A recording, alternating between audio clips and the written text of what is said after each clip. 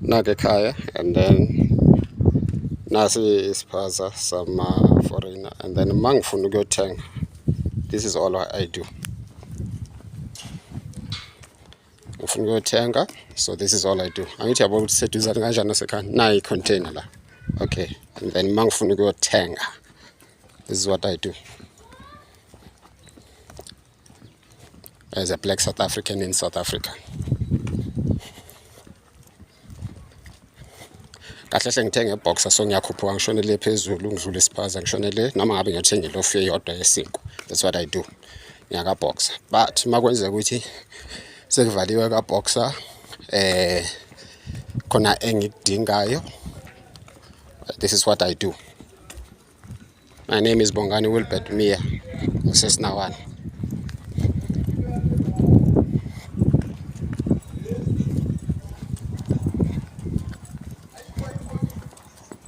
Mr. Mashut, ngiyaphila njani? All right.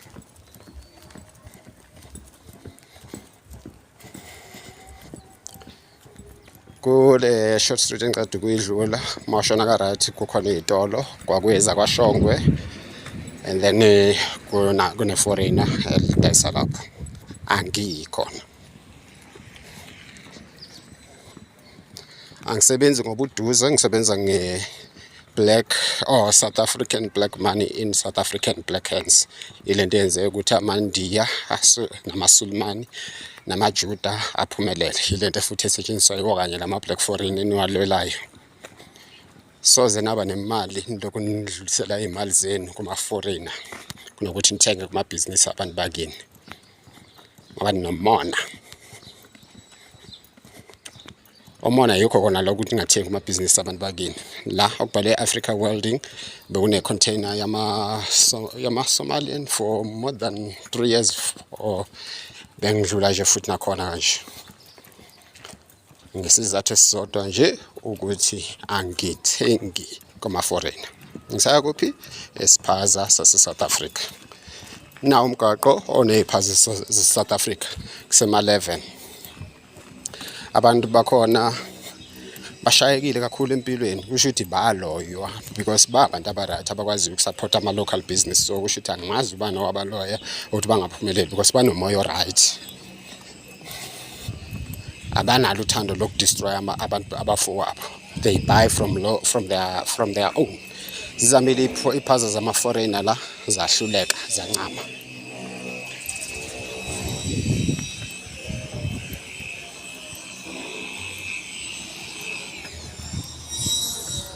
Somewhere. Right. Okay.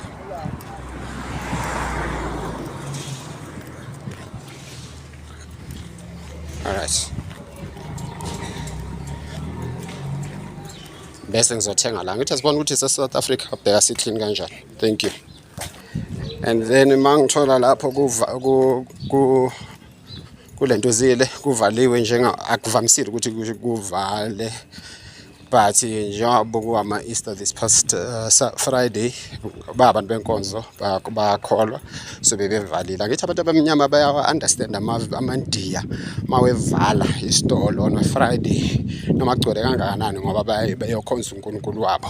So angi-understand ukuthi why bengaba-understand abantu abakubo mabevala nabo for ukhonza uJesu. This is another problem that we have with black South African witches. Because our consumers are witches. They're the ones who are causing foreigners to flourish. They're the ones who caused white people who made white people to prosper and mourn against their own.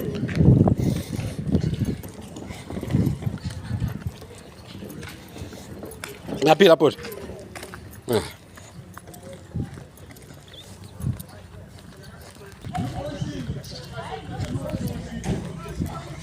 Inhloso akusho abantu switch off kokunye because I'm not trying to show people and faces, but la isiqeda ukudlula khona ka right ilendo isitolo leso esi ku left ama South African arana lapho laba bahlome itende ku pavement abantu bokhamba. So I'm showing you the second spaza, same street, Alright. Engikwazi ukuthenga kuso. Uyaphila bhuti. Siyaphila. Alright.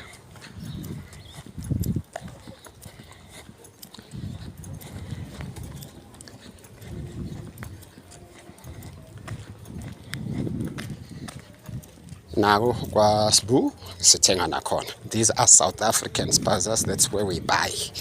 So abantu bakule stradi uMkhomazi Street. I-address sinawana ziqanjwe ngamagama ayomifula yase KZN. So uMkhomazi. It's the long street, I think, all the way. uMkhomazi all the way. So sithenga khona la. Bazamile abantu bokufika ukuvula ilento eziphaze emaceleni ukuthi bawise lezi bahluleka baze bancama. Bazamile ngiqhubeka kuya kulezi zilapha phambili. Alright. Sengibuyele ekhaya. Just wanted to show you sonba. Yeah, ukuthi how do we operate. So bayasupporta ema-11 ama-business ama-locals. Alright, that's what's happening. Alright. Inkinga yethu yilama area sihlala kuwona.